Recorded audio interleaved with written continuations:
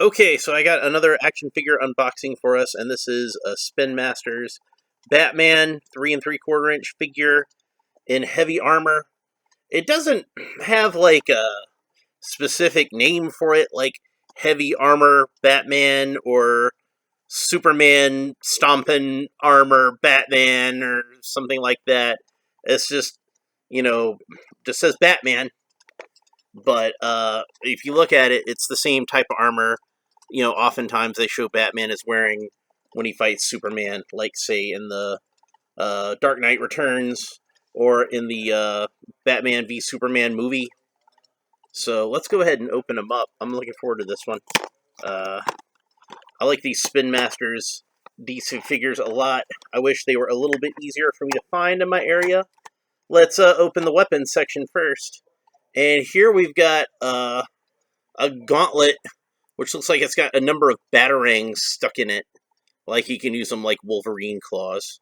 So that's pretty cool. And then this one is another gauntlet. Looks like it might be glow in the dark green.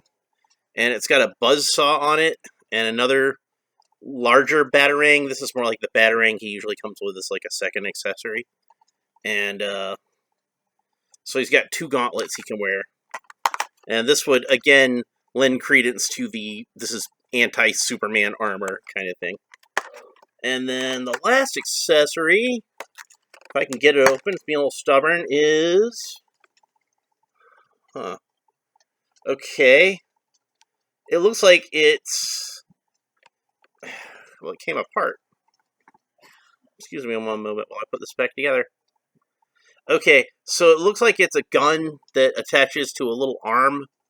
And I'm guessing he can probably hold this like a regular gun, but it probably also can attach to the armor somehow. Maybe it's like a bazooka kind of thing. Maybe it snap. I don't know. We're gonna figure that out. I'm gonna figure out what's up with that. So let's get Batman out of the armor. Now, the thing that I don't like about these Spin Masters figures is the capes. They're not like very sturdy material. They're very sort of chintzy, almost like a birthday ribbon kind of thing. I wish they'd have a more substantial type of fabric on here, but what you want to do to make sure you don't damage the cape any further than it's gonna wind up getting torn up anyway.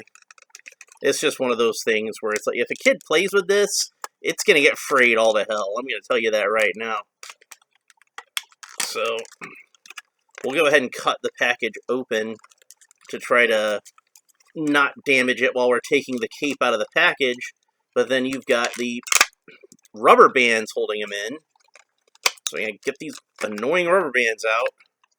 And then he's got another rubber band that goes to the front of the package. So they have a rubber band that goes to the back here you gotta cut, then another one that goes to the front. Like, we can't even be consistent and keep our annoying rubber bands on the same side.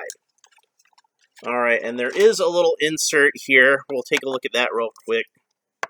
And it probably just shows us what all the other figures in the series are. It's got a little diagram as to how you can put the armor onto the Batman figure, because a lot of these will come with separate pieces of armor for him to wear. And let's see, we've got a lot of the usual suspects. Batman, King Shark, Rare Batman, which I believe I already have this one, but I haven't taken him out of the package yet, which is a Thomas Wayne type Batman. Super Rare Joker, I think it's a gold one. Man-Bat, Catwoman. I haven't got Catwoman yet. And again, on the inside, this one's just labeled Batman. It's not labeled as like an armored Batman or anything like that. Alright, so let's go ahead and have a look at the actual Batman figure. Set that aside. And here we go. He's pretty cool looking. Very Batfleck. If you're a fan of Ben Affleck in the role as I am, you'll be excited to have this. His head seems kind of gummy. I might try to hit that with a blow dryer or something later to kind of loosen that up and get the articulation to be a little better. Now, the articulation on these figures is pretty decent. Whereas, like, you get like an elbow here that goes both up and down and left to right, kind of a ball jointy kind of thing. And same with the knees, I think. Yep, same with the knees. And then there's also, you know, good articulation here at the hips, good articulation here at the shoulders. These figures are very well articulated. The only thing I can think of that would make these better is if maybe they had some kind of waist articulation, maybe at the ribs, maybe at the actual waist, or, some kind of, pivot here at the wrist, so you can have a little more articulation. This is a very gray figure, which is what makes me think especially of Batfleck in the armor in the movies. It's very much all that same shade of gunmetal gray. In the comic book, there were some elements of it that were black, like he had a black helmet and black gloves, black boots, kind of dark gray areas and light gray areas. This one is mostly just gray. There's some parts that are more gunmetal and some parts that are more flat, but they're still pretty much the same tone, as you can see. The main difference between this version of this armor and the one that we saw in the comic book and the one that we saw in the movie is obviously there is a huge Batman symbol on the chest, but you can't complain about there being a Batman symbol on the chest. He's Batman, it's like he realizes that branding is important, so he puts his symbol on his chest. Especially the BVS version of Batman realizes branding is important because he literally brands criminals. That was pretty gruesome, wasn't it?